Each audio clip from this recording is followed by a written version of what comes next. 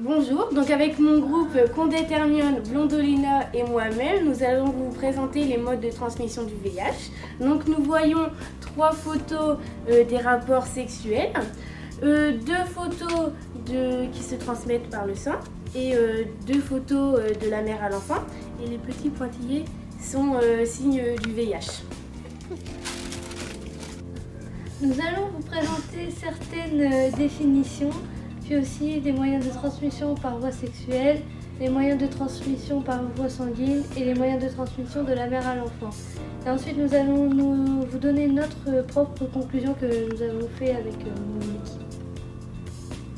Et aussi, en fait, là, il y a quelques photos qui expliquent les 3 moyens de transmission du VIH.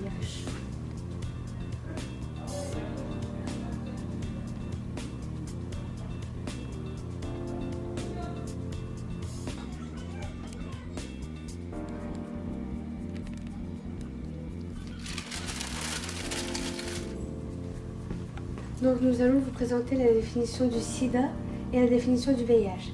Donc le sida, c'est une maladie infectieuse contagieuse transmissible par voie sexuelle ou sanguine et caractérisée par l'effondrement ou la disparition des réactions immunitaires de l'organisme. Elle représente la phase terminale de l'infection du VIH. Le VIH, c'est le sigle qui désigne le virus de l'immunodéficience humaine. L'infection par le VIH est causée par le virus qui s'attaque au système immunitaire. Cette destruction graduelle fait que le corps devient plus vulnérable aux infections.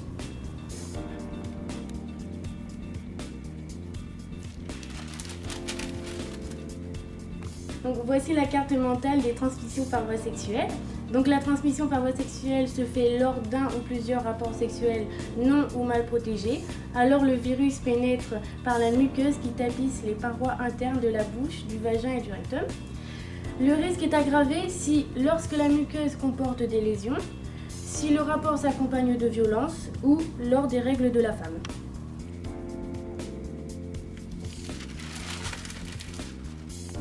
Je vais vous parler de la transmission par voie sanguine du VIH. Donc on peut se transmettre le VIH en cas de blessure avec un objet souillé de sang frais contaminé.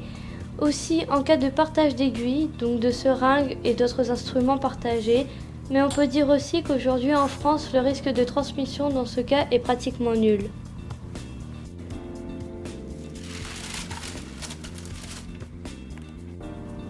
Et enfin, nous allons vous parler du risque de transmission de la mère à l'enfant.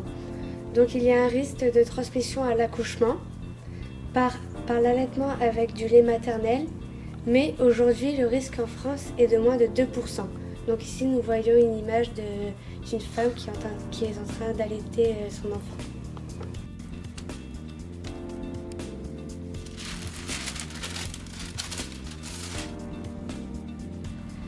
Donc nous allons vous dire notre conclusion.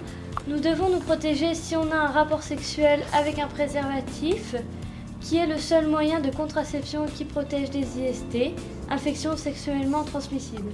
Limiter le risque de contact de sang avec une personne contaminée et avoir un traitement antirétroviraux. Lorsque nous sommes enceintes. Fin. Merci.